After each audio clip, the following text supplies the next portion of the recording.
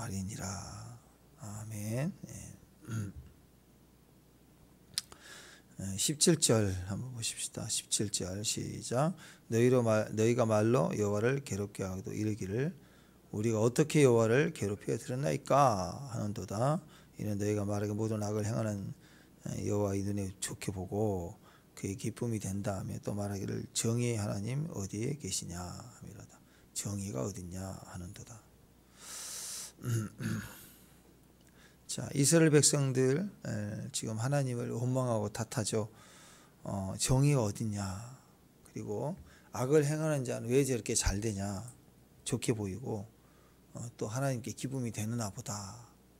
저렇게 악을 행하는 자들이 하나님 눈에 기쁘나 보다. 왜 저들은 잘 되냐, 이 땅에 정의가 어딨냐, 이렇게 하는 거죠. 그리고 오히려 하나님께서 너희가 나를 괴롭게 한다 그랬더니 언제 어떻게 우리가 괴롭게 했냐고 막 이렇게 따지는 그런 모습입니다. 그러니까 하나님 말씀에 비웃고 비아냥거리듯이 얘기를 합니다. 언제 어떤 말로 우리가 괴롭혔냐. 오히려 하나님은 악인을 좋아하고 악인을 형통하게 하며 그랬지 않느냐. 정의는 어디냐, 무슨 은혜의 하나님이냐, 정의가 어디냐, 우리는 정의를 필요하다, 그런 얘기를 하죠. 그러니까 그리스도인들 안에서도 그렇습니다. 그리스도인 안에서도 요즘 그 선거와 관련돼서도 뭐 그리스도 그 단체톡 있잖아요. 보면은 뭐 부정선거다, 뭐 대통령은 불법이 없다 이렇게 옹호하는 사람들 글 밑에 이번 주동자들 다 총살시켜야 된다. 너무 잔혹한 말들을 쓰는 거예요. 막 다 마음은 알겠는데 그게 정의 실현을, 그래서 우리 그리스도인들조차도 또 사역자들 속에서도 막 정의 공의를 엄청 부르짖구나, 그런 시대구나, 그런 걸 생각을 해요. 그래서 사람들은 원래 이 정의의 하나님을 좋아합니다. 그러니까 구약 시대에 또 기다렸던 메시아, 예수님 당시까지만 해도 유대인들이 바라던 오실 메시아는 정의를 실현하는 메시아였어요. 이 땅에 오셔서 이제 정치적으로 로마로를 뒤집어 버리고 또 다윗의 시대 영광을 일으킬 지도자, 그런 뉘앙스를 가진 지도자, 정의를 실현하는 자, 이렇게 기대를 했다고. 예수님 그게 아니었죠. 그래서 배척하고 싫어했다. 사람들이 따르다가 떠나갔다, 그런 얘기입니다. 사람들은요 은혜를 싫어합니다. 복음을 싫어합니다. 교회를 싫어합니다. 왜냐하면 교회에 복음이 있고 복음은 은혜예요. 은혜로 구원받는 걸 되게 싫어합니다. 왜냐하면 악인은 죽어야 되고 의인은 이렇게 성공을 해야 되는 거예요. 노력한 자는 성공의 대가를 받아야 되고 게으른 자는 죽어야 되는 거예요. 그런 개념들이 있습니다. 그래서 은혜를 얘기하면 싫어해요. 네가 성공하고 열심히 했다 칭찬받고, 그러나 네가 이제 가진 자니 나누어져 은혜를 베풀어라 그러면 싫어하죠. 그래서 사람들은 은혜를 되게 싫어합니다. 하나님은 정의의 하나님이어야 되고 악인은 당장 처벌해야 되고 심판받아야 되고 총살시켜야 되고 그런 거예요. 무슨 은혜는 은혜냐, 하나님은 행동하신 게 틀렸다, 악인들을 봐라, 이 땅에 악인들이 얼마나 잘 되느냐, 의인들은 여전히 괴롭다, 이런 식의 접근을 지금도 하고 있다라는 거죠. 그러니까 이런 사람들의 내적 베이스가 뭐냐면 나는 선하고 너는 더 악하다, 비록 내가 악해도 너는 더 악하다, 이거 선악과예요. 그래서 나는 선하고 너는 악한데 왜 너를 세워주니, 나를 세워야지, 내가 잘 돼야지, 나는 너보다 선하니까 내가 잘 돼야 되는 거예요. 근데 사회는 저놈 악한데 집안도 좋고 또 일도 잘 되네, 분명히 나보다 제가 더 악한데. 그래서 왜 하나님은 이렇게 악인에게 기회를 주는가, 악인의 집안을 형통해 가는가, 이런 걸 보면서 은혜라고 하는 것을 이해하지 못합니다. 은혜를 싫어해요. 기도해서 비가 오면 기도한 내 논밭에만 와야 되는데 하나님 응답을 해 주셨다는 건 좋은데 왜 그것을 은혜로 주셔서 이 너의 밭에도 다 비가 오게 하느냐, 막 이런 거예요. 그러니까 웃기죠. 정말 웃기는 거예요. 우리가 성도들 안에서도요 기도 열심히 나름대로 하고 신앙생활 열심히 하는데도 갑자기 영적 침체에 잘 빠지는 분들이 있습니다. 영적 침체에 빠져서 이렇게 헤어나지 못하는 분들이 있어요. 늘 눌려 있어요. 왜 그러냐면 은혜 하나님보다는요 늘 정의 하나님을 부르짖고 기도하는 사람들이에요. 그러니까 기도는 많이 하는데 기도 내용이 주로 악인들을 치고 의를 베푸시고 오늘 이 상황에 나를 형통케 해주세요. 이것에 기도를 3시간 4시간씩 하는 거예요. 그러면 대단하죠. 열심히 하니까. 근데 기도 내용을 보면 은혜를 구하는 게 아니고 그런 거죠. 주여 나는 저 세리와 같이 아니함을 감사합니다. 뭐 그거에 똑같은 거예요. 못 가진 자가 악인에 대해서 저 불의하게 갑질하는 저 부자보다 나에게 정의를 베푸셔서 만약에 세리가 그렇게 기도한다. 그러면 짝이 딱 맞죠. 바리새인은 저 죄인과 같이 않게 하심을 감사합니다. 이렇게 한 거나 양쪽이 똑같은 거 아니에요. 지금 이 시대가 그런 기대예요. 대표적인 예가 영적 전쟁 그런 거 아니에요. 마귀 반드시 멸해야 돼. 당장 쫓아버려야 돼. 저것들. 그래서 하나님이 왜 이 마귀를 허용하는가, 이 어려움을 왜 허용하시는가를 생각하고 주의 뜻을 헤아릴 생각을 안 하고 무조건 쫓아내는 것만 기도하는 거예요. 평생 뱀만 잡으러 다 끝나는 거예요. 뭐 뱀장수도 아니고. 그러니까 기도가 독하고 악하고 뭐 대단한데 맨날 막 전투적인 거예요. 삶이 전투적인, 은혜가 하나도 없어요. 사람을 봐도 무슨 영 해갖고 막 갈라치기를 하고 쪼개고, 그 신앙이 너무 드라이하고 딱딱하고 전투적이고 무섭지 않아요? 그런 사람들. 신앙이 잘못되는 거죠. 은혜의 하나님을 먼저 받아들여야 돼요. 선과 악을 분별하신 분은 하나님이에요. 우리 땅에 아무리 선이 있고 악이 있어도, 물론 다 있죠. 내 삶에 그게 조여와도 하나님이 계시면 되잖아요. 그죠? 하나님이 계시면 되는 거예요. 그 하나님을 발견하고 찾는 거예요. 그래서 우리가 이것에 대해서 살펴야 됩니다. 우리 중심을 확인할 수 있어야 됩니다. 뭐냐, 우리 속에는 뭐가 있냐면 자기의가 있어요. 끝까지 서 있는 자기의. 사도 바울은 그 의를 어떻게 얘기하느냐, 벗어버리라 그래요. 벗어버리라. 새 옷을 입어라 라고 얘기를 합니다. 우리는 전부가 다 자기의가 있죠. 자기가 다 잘난 줄 알아요. 자기가 잘났다고 하는 것은 나는 죄가 덜하다, 남보다 죄가 덜하다, 나는 옳다, 나는 도덕적으로 사람들보다 낫다, 이렇게 생각하는 게 내 안에 의롭게 세워져 있습니다. 그건 두 가지가 있어요. 내가 의로운 행위를 하는 거예요. 기부를 하든지 어떤 행위를 하는 것을 통해서 내가 의롭다라는 자만감을 가질 수 있고, 또 한편으로는 남의 지적을, 남의 잘못한 걸 막 지적할 때 나는 상대적으로 높아 보여요. 그러니까 지금 조명을 나한테 비춰서 내가 밝아질 수도 있지만 나에게 비치지 말고 주변을 어둡게 하면서 내가 또 밝아 보이기도 하잖아요. 그러니까 이 두 가지를 잘하는 사람이, 정의를 부르짖는 사람들. 그러니까 사회단체, 무슨 시민연대, 인권 해가지고 막 부르짖는 사람들 되게 정의로운 것처럼 얘기하는데 우리보다 훨씬 더 부족한 사람들입니다, 사실은. 근데 그 약자들을 위해서 외치고 부르짖으니까 자기는 정의를 실현하는 사람처럼 생각을 해요. 그게 착각이죠. 그렇게 해서 어떤 힘을 얻게 되면요, 엉뚱한 짓을 합니다. 아무것도 해내지 못하는 사람. 자, 그래서 여러분, 우리 인생 가운데도 항상 그렇다는 거예요. 도덕성 막 늘 찾는 사람. 그 도덕성은 막 주장하고 차별 얘기하고, 이런 사람들은 신기하게도요, 복음을 거부해요. 그러니까 무슨 귀신 들려서 또는 어떤 종교에 심취되어 있는 사람이기 때문에 자기들 종교 사상을 주장하기 때문에 복음을 싫어한 게 아니라, 종교관이 달라서가 아니라 사회적 연대, 시민운동하는 사람들은 복음을 안 믿습니다. 복음을 싫어해요. 교회 안에서도 형제가 잘못을 하면 중단해야 된다라고 얘기를 하고, 그래도 계속 가면 두세 증인이 가서 얘기하고, 그래도 안 되면 이제 교회 단체 지도자에게 얘기를 해서, 그래도 안 되면 출교해서 경계를 삼으라 하잖아요. 근데 그런 거 싫어해요. 바로 찔러버려요. 들춰내버려요. 공개해버리고 처단하고 끌어내야 되는 거예요. 그러니까 은혜가 하나도 없어요. 잘못이 있지만 조용히 경계하고 기회를 주고 그런 거죠. 그런데 바로 잘라버리고 끌어내려버린다, 그런 거죠.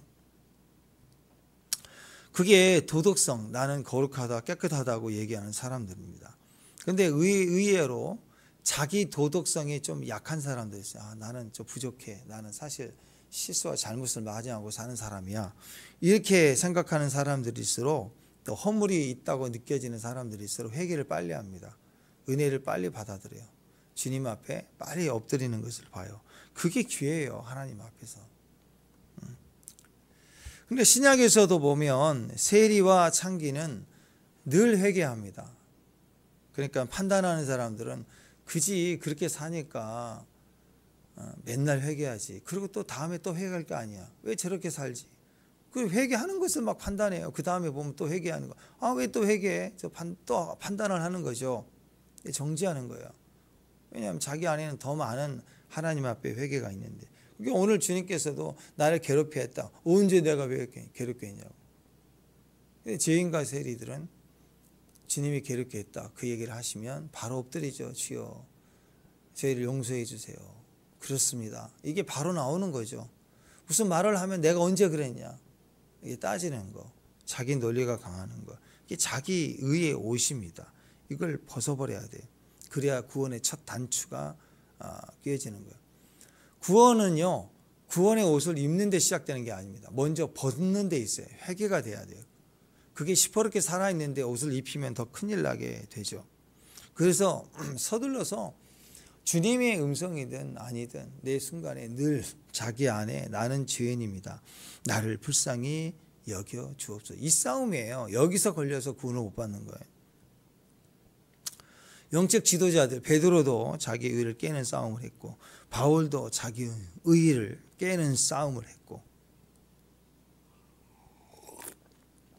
그러니까 자기가 무서운 장벽이라고. 그러니까 나와 너 사이에 먼저 문제는 너다. 그건 선악과예요. 그걸 지적하는 게 아니잖아요. 재판이 아니잖아요. 회복이잖아요. 서로 같이 잘 사는 거잖아요. 그러면 너는 뭐다라고 하지 아니라 내가 뭐 할 것인가가 있거든요. 그 중에서도 불의 가운데, 억울함 가운데도 내가 뭘 할 게 있다고. 그거 하는 것이 그거 전체를 사는 길이라는 거죠. 자기 자신이 제일 무서운 장벽입니다. 그래서 나를 벗어내고 예수의 옷을 입는 것, 그걸 구원이라고 그래요. 그걸 형통이라고 얘기한다. 그래서 나를 벗는 게 중요해요. 그래야 입혀지는 거예요. 하나님 의밖에 없어요. 나의 의를 벗어내고 찢어내고 하나님의 의를 입어야 되는. 누가복음 15장에 탕자가 돌아왔을 때 아버지가 제일 먼저 하는 일은 그 너저분한 옷을 갖다가 벗어내는 거고 씻기는 거였어요. 벗어버려야 되는 거예요. 신분을 벗어버려야 돼. 옷은 신분이니까. 신분을 벗어버리고 그리고 양심에 깨끗하도록 씻어내야 되는 거예요.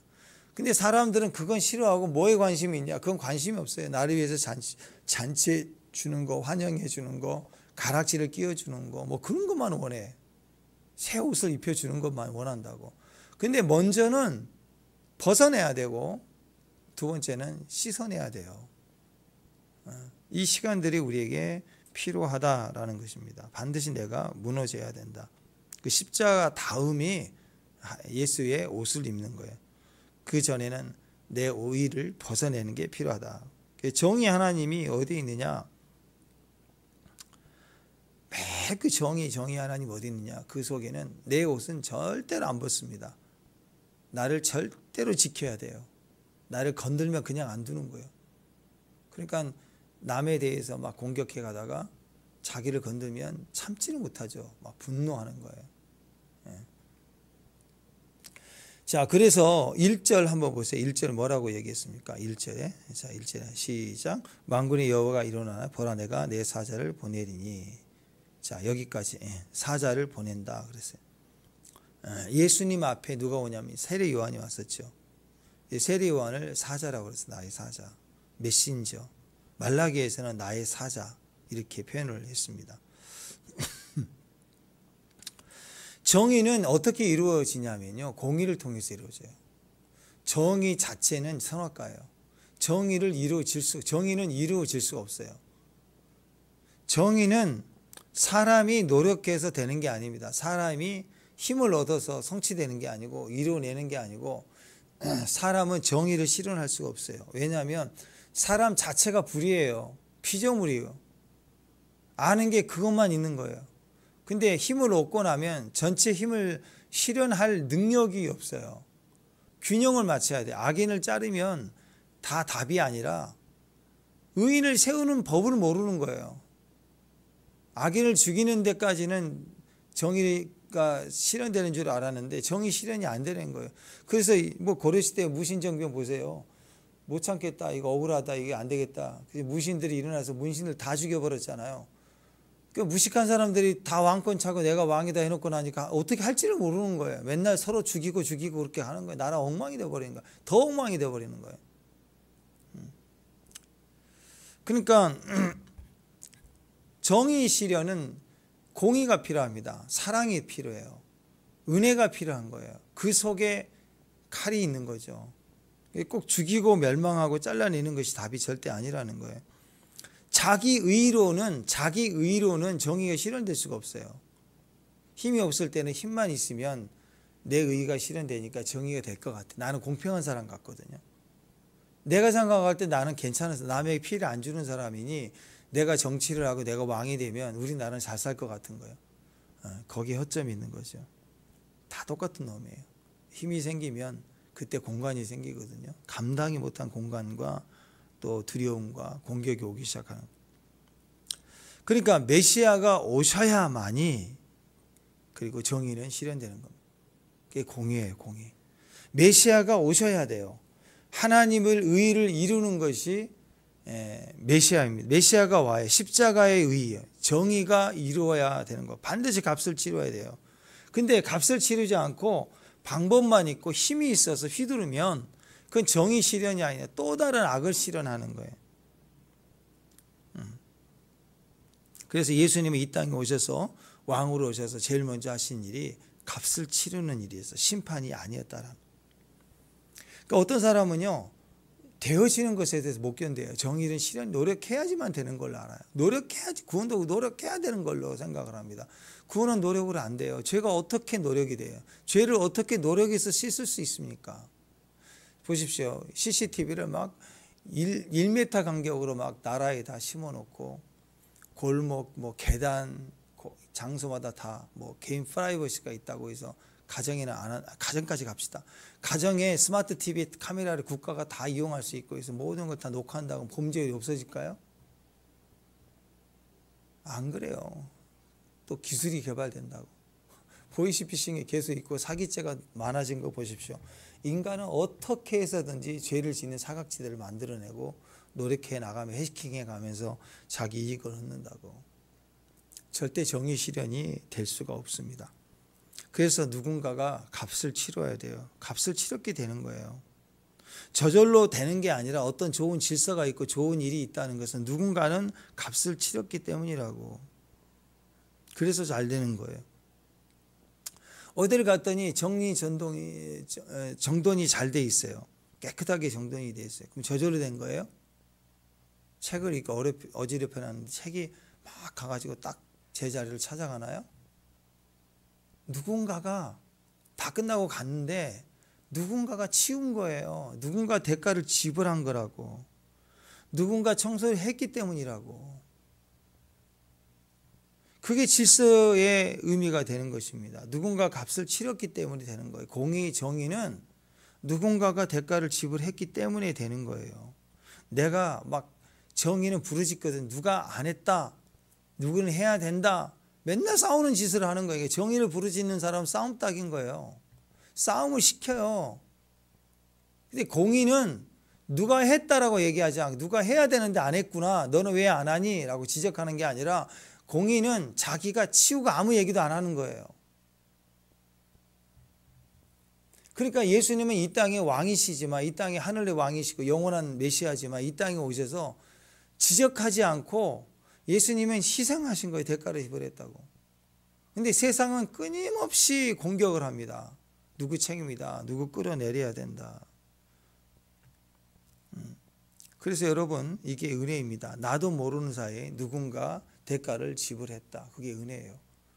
그래서 아이들이 집에 오면 다 치워져 있고 밥도 해주시고 먹여주고 입혀주고 씻겨주고 다 은혜예요. 은혜. 그래서 이제 잘하면 이제 그것을 할 수 있도록 지도를 하는 것도 이제는 네 힘으로 잘 살아라는 뜻이 아니라 사실은 너도 이제 어른이 돼가니 너도 은혜를 베푸는 사람이 되라라고 그 방향을 알려주는 것이지 시켜서 노력해서 살라라고 얘기하는 게 아니에요. 우리가 노력하고 열심히 일을 하지만 그 노력해서 사는 게 아니고 은혜로 사는 거예요. 그래서 은혜를 베푸는 자가 돼. 은혜를 받았으니까 베푸는 자로 가는 거예요, 인생이. 은혜구나. 은혜가 있었구나. 나를 붙들어 주는구나. 그래서 나도 은혜를 베풀어야 되겠구나. 이게 자연스러운 마음 아니에요? 그래서 값을 치른 분이 있기 때문에 구원이고 은혜니 나도 값을 치러야지라고 생각해야 된다고. 그 아이들이 일찍 조숙한 아이들은 그래요. 엄마 아빠가 늦게 오는데도 늦게 왔지. 일하고 지치고 오잖아요. 근데 또 뭐 해달라 그러면 애죠. 근데 아이들이 뭐 8살짜리만 돼도 아이들이 정말 성숙한 애들이 있어요. 엄마 오면 그 옷 벗겨드리고 외투 자기가 걸고 동생 씻겠다 그러고 그런 애들이 있더라고.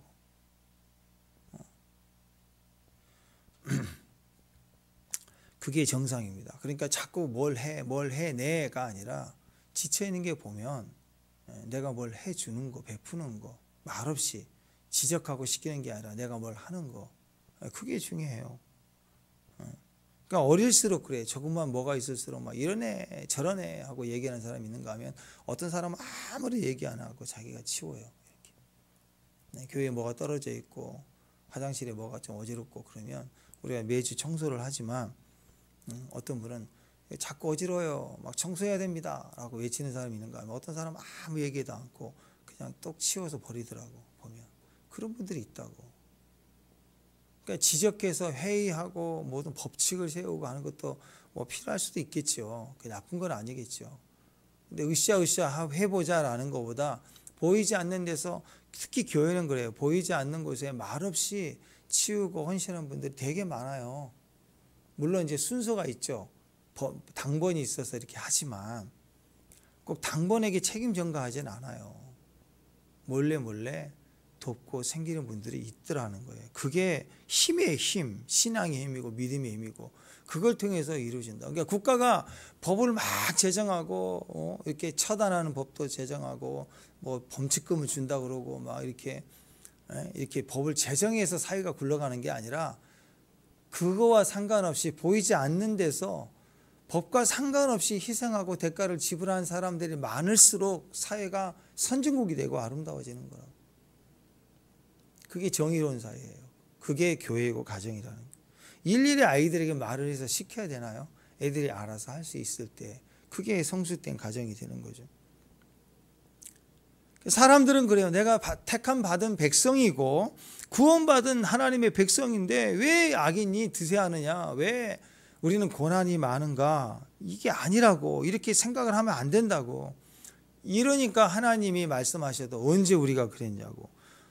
저놈은 더 나쁜 놈은 더 악하게 더 하고 살지 않냐고. 이렇게 얘기한다고. 질서를 모르는 거죠. 은혜를 모르는 거예요. 그래서 맨날 고난이 있다 없다 어려움이 있다 없다 그걸 통해서 세상이 행복하다 행복하지 않다 하나님은 정의롭다 정의롭지 않다 늘 이 판단만 하고 사는 거죠.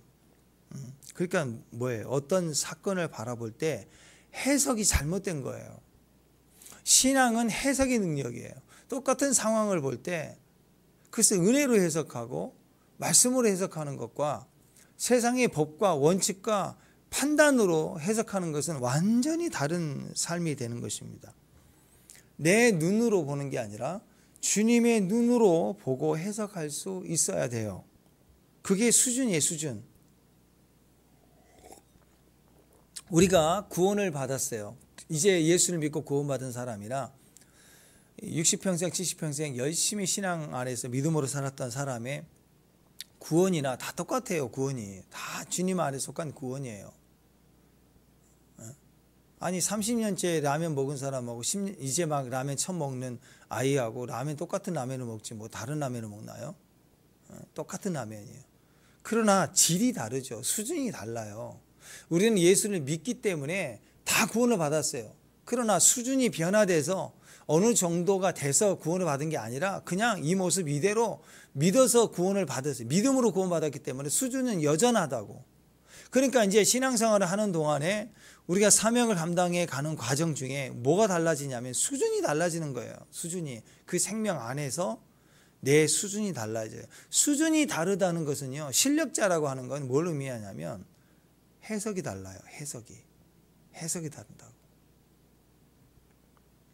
여러분, 우리가 구원받았을 때는 신분의 변화입니다. 신분. 하나님의 자녀가 됐어요. 자녀가 되고 또 자녀답게 되는 신분의 변화. 이제 더 이상 종이 아니에요. 노력해서 대가를 지가기를 증명해내는 삶을 사는 게 아니고 그냥 아들이에요. 아들. 신분이에요. 그런데 이제는 말씀 안에서, 생명 안에서 수준의 변화까지도 하나님 원하시는 거예요. 그래서 연단이 필요하고 성장이 필요한다고. 그래서 우리 과정에 억울한 일, 악한 일도 허락하시고, 때로는 의인에게 질병도 허락하시고, 마귀 역사도 허락하시고. 왜 그렇게 하느냐? 마귀가 공격해도 하나님은 어느 정도 막아주시지만 때로는 그걸 허용하게 하실 때도 있는 거예요. 왜 그래요? 나의 해석을 달라지게 하는 거예요. 1차적으로는 우리도 인간이기 때문에 아직 옛사람의 생각을 가지고 있기 때문에 왜 나는 주님 앞에 거룩하게 나오려고 노력하고 사는데 왜 나에게 이런 일이 있을까요? 애매하죠. 애매한 고난을 당할 때 낙심하기도 해요. 그냥 그게 전부가 아니라니까요. 레위 사람과 맺은 하나님의 언약이 있다 그랬죠. 우리 안에 있는 사람은 그 순간, 그 괴로움과 어려움을 얘기하는 순간 갑자기 그 안에서 생명이 나와요. 생명이. 그러면서 해석이 확 뒤집어지는 거예요. 어려울 때, 고통스러울 때 어떻게 이 짐을 해결할 것인가. 고난 중에 하나님 너무 어려워요. 힘들어요. 속상해요. 울고. 그러다가 갑자기 이 안에서 생명이 확 올라온다. 생명이. 그러면서 기도하면서 그 생명이, 성령이 말하게 하심에 따라 생명이 올라오면서 해석이 달라지고, 해석이 달라지니까 이 사람의 삶의 수준이 점점 달라져요.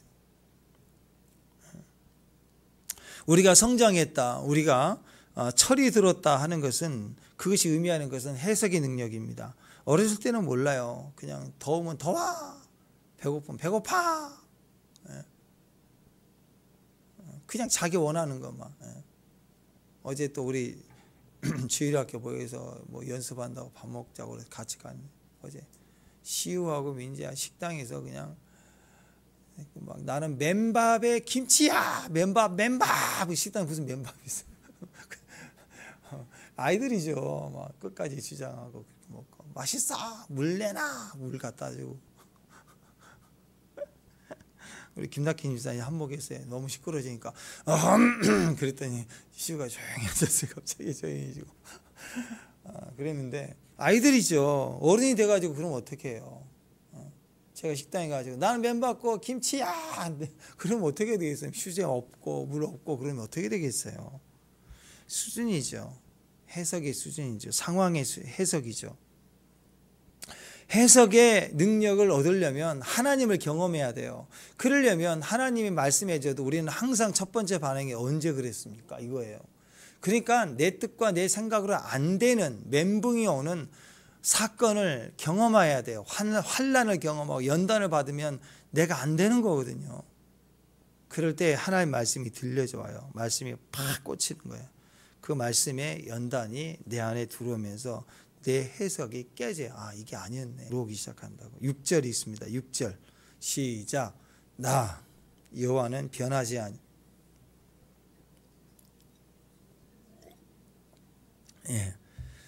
하나님 우리에게 연단을 보내실 때 우리를 죽으라고 보내는 게 아니라 해석이 달라지고 수준이 달라지라고 허락하십니다. 근데 하나님은 안 바뀌어요. 그러니까 내가 뒤집어지는 거예요.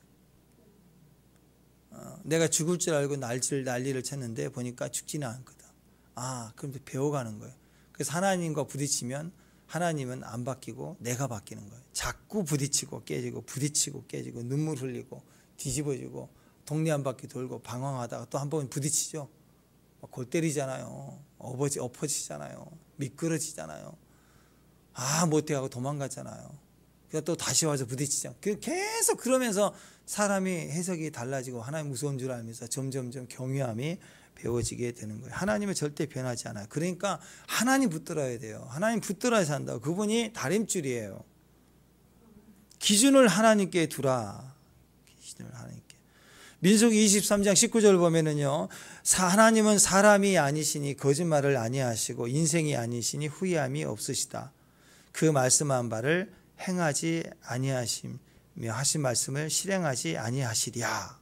이렇게 말씀해요. 그러니까 하나님은 어떤 분이냐면 거짓말을 하지 않는다. 하나님은 후회하지 않는다. 하나님은 말씀하신 바를 반드시 행한다. 이게 민수기 23장 19절입니다. 이 세 가지 기억해야 돼요. 하나님은 거짓말 안 한다. 하나님은 후회가 없다. 하나님 말씀하신 거 반드시 행하신다. 그게 오늘 나 여호와는 변하지 않는다. 그 말이에요. 그러니까 기준이 되십니다. 모든 기준이 하나님. 내 인생의 기준도 하나님, 우리 가정의 기준도 하나님, 교회의 기준도 하나님. 그러니까 오직 하나님을 내 앞에 두고 코람되어 임재 안에서 살아가야 돼요. 인간은 변하니까. 그래야 변해야 돼요. 근데 하나님을 두지 않고 세상을 두루 경험하면 이상해져 버립니다. 전혀 기준이 없는 방랑자가 되어버려요. 사람은 어차피 변합니다. 근데 하나님 없이 세상을 두루 경험하면 경험할수록 이상한 사람이 돼 있어요. 이상하게 변해버려요. 근데 영원히 변하지 않는 기준이 되신 하나님과 붙어가면 내가 바뀌어버려요. 하나님 기준으로. 사람이 변화가 됩니다. 인간은 뭘 붙드느냐에 따라서 좋게 변하느냐 나쁘게 변하느냐 그 차이예요. 사람은 변합니다. 여러분이 10년 만에 한 친구를 만난다 그러면 딱 우선 드는 생각이 뭐야? 그 친구 변했을까? 이게 생각이 들잖아요. 가서 보면 변해요. 외모도 변했고 또 생각도 변하고. 그때 우리는 경험을 합니다. 야, 참 안 됐다. 이렇게 경험할 때도 있지만 때로는 야, 정말 대단하다. 저렇게 멋지게 변했을까? 이럴 수도 있잖아요. 그죠? 사람은 누구나 변합니다. 누구나. 방향이에요. 방향. 주님의 방향이 아닐 때 참 외롭고 불편하고 그리고 불쌍합니다. 그래서 변화가 좋은 방향으로 가기 위해서 제일 필요한 게 예수밖에 없어요. 예수 안에 있는 거예요. 예수밖에 없다. 마태복음 7장에 보면은 우리 이야기를 합니다. 누가 아들이 떡을 달라고 하면 돌을 주고 생선을 달라는데 뱀을 준 부모가 어디 있냐. 너희가 악하도 좋은 것을 자식에게는 줄 줄 아는데 하물며 천부이신 하나님께 구하는 자에 좋은 것을 주지 않겠느냐. 성령을 주지 않겠느냐 그러잖아요. 하나님께 구해야죠. 우리가 세상에 자꾸 나가고 세상 의지하는 거 뭐예요? 세상을 구하는 거잖아요. 세상에 가서 돈 달라 뭐 달라 계속 구하는 게 세상 삶 아니에요? 근데 세상은요 우리와 같지 않아요. 떡을 달라 그러면 돌을 살짝 주고 가요. 흑염소 막 열광하니까 흑염소를 보내주는데 물감 입혀가지고 흰 염소인데 그거 주고 막 그러잖아요. 오징어가 막 엄청 대왕 오징어 막 그 속에다가 막 실리콘 집어넣어서 부풀려 갖고 그거 주고 막 새우에다가 막 무게 넣으려고 납 집어넣어 놓고 그런 일이 너무 많잖아요. 중국만이 아니라 다 그러잖아요. 다 생선 달라 그러면 뱀을 살짝 섞어서 주고 뭐 그래요. 추어탕을 좋아하니까 추어탕 먹다 보면 진한 데에 가면은 추어탕 부족하니까 고등어살 같이 섞어서 주고 다 그렇잖아요. 다 그런 줄 알고 먹는 거잖아 지금. 사람은 다 자기 이익을 위해서 주거든요. 근데 하나님은 안 그래요. 세상을 구하면 구할수록 똑같이 가지만 하나님을 구한다. 그러면 하나님 우리에게 좋은 것을 줍니다. 성령을 주십니다. 축복합니다. 어떤 상황이 와도 이 상황 속에 하나님 우리에게 변화를 줄 것이다. 이 믿음을 가져야 돼요. 그래서 하나님 앞에 서 가는 거 그게 해석이고 해석의 힘인 거예요. 그래서 2절과 4절에 쭉 나와 있는 내용이 그겁니다. 하나님이 우리와 함께 하신다. 해석의 힘이에요. 해석의 힘. 하나님은 반드시 우리를 건져주신다. 우리를 세워주신다. 우리에게 기쁨이 되게 하신다. 그걸 믿으라는 거예요. 믿어라. 믿고 가는 거예요. 믿고 가는 거. 판단하고 가지 말고 믿고 가라는 거예요.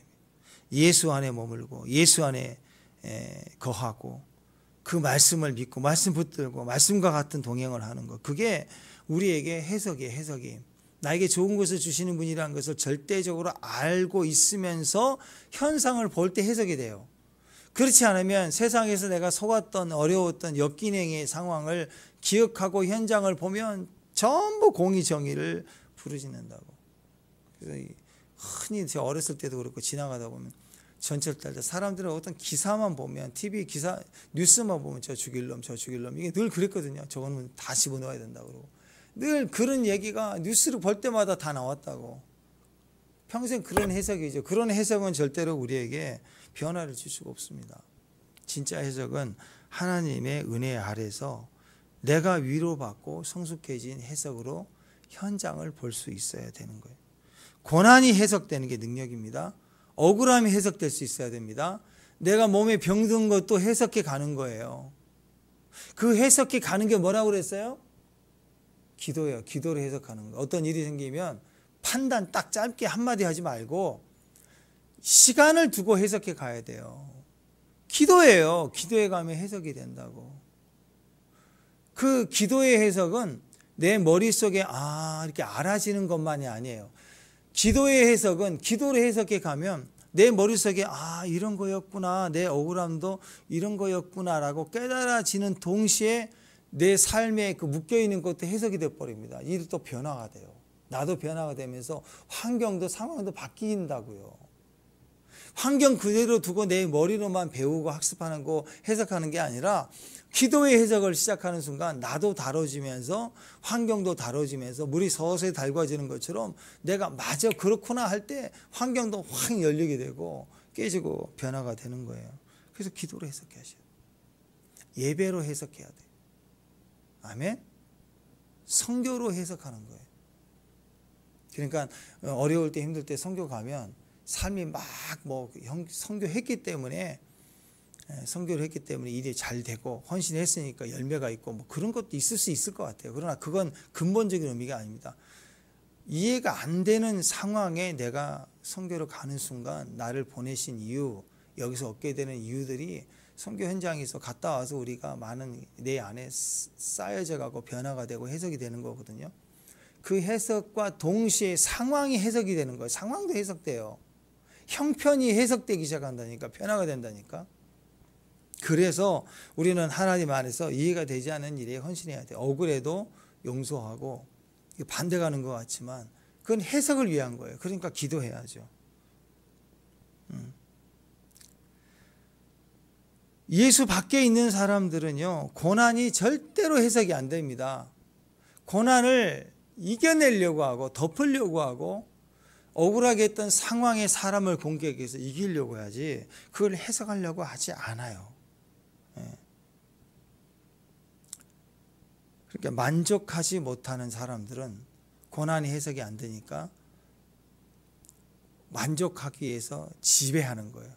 그리고 그러면서 더 그걸로 안 돼. 했더니 안 돼. 더 계속 올라가는 거예요. 그러다 망하는 거죠.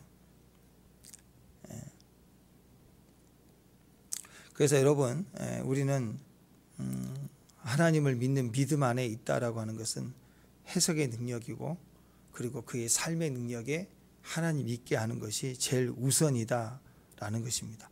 하나님 안에 만족이 있습니다.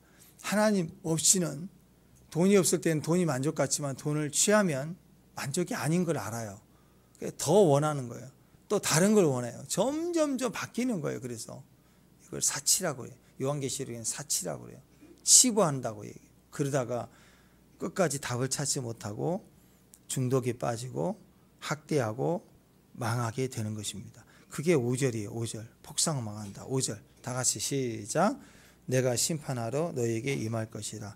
점치는 자에게 간음하는 자에 거짓 맹세하는 자에 품고 싸게 대하 억울하게 하며 과거 고안을 압제하며 나그네를 억울하게 하며 나를 경외하지 아니하는 자들이 속기 증언하리라. 만군의 여호와가 말한다. 핵심이 뭐예요? 다시 돌아와서 핵심이 자기의에. 자기의는 자기 방법대로 가야 행복이고 만족인 줄 알지만 결국 정치의 힘을 갖든 물질의 힘을 갖든 결국 남을 억울하게 합니다. 남을 압제하는 일에 자이든 타이든 그 거대한 등치를 움직이려면 반드시 억울하게 하는 일들이 생기게 돼 있어요. 자기 이익이 있어야 되니까. 그건 자기 의거라. 자기 의.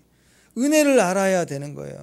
은혜를 알아야 사는 거예요. 은혜밖에 우리의 삶에 만족이 없다. 오직 예수를 믿고 의지해야 된다. 그게 답이에요. 그래서 오늘 기도 시작할 때, 그래서 제가 항상 기도 제목 삼지 말라 하는 게 그거예요. 기도 제목 얘기하지 말고 거기는 판단이 들어가요. 내가 원하는 답을 정해놓고 기도하는. 그래서 우리 딸을 위해서 기도한다. 그러면 딸이 이렇게 해주시고 이렇게 해주시고 기도 제목 삼지 말고 딸 얼굴을 딱 띄워놓고 주님 아시지요. 주님은 다 보신다. 그리고 주님 아래서 내가 충만해져서 은혜를 구하며 그 딸을 위해서 주님께 충고하는 거예요. 자녀를 위해서, 나라를 위해서, 국가를 위해서 다 마찬가지입니다. 주님께 맡기고 기도하고 은혜로부터 시작하는 거. 어떤 상황에서도 은혜를 가지고 해석하는 저와 여러분 되시길 바랍니다. 기도를 해석하는 사람 되십시다. 예배로 해석하는 거예요. 제일 먼저 예배부터 시작하는 거예요. 아브라함이 또 이삭 그랬잖아. 온 길 이동할 때마다 제일 먼저 제단부터 쌓고 시작했어요. 그 제단 정신이에요. 해석이 해석. 하나님을 해석하겠다. 그 해석의 능력을 가진 실력자 되신 여러분 되시기를 주님 이름으로 축원합니다. 기도하겠습니다. 주님과 동행하여 예수의 다림질을 붙잡고 있는 그 자리에 하나님, 내가 주 앞에 기도로 해석하고 믿음으로 해석하고 또 해석된 그 말씀으로 살아내는 귀한 믿음의 종들 되게 하옵소서. 예수님 이름으로 기도합니다.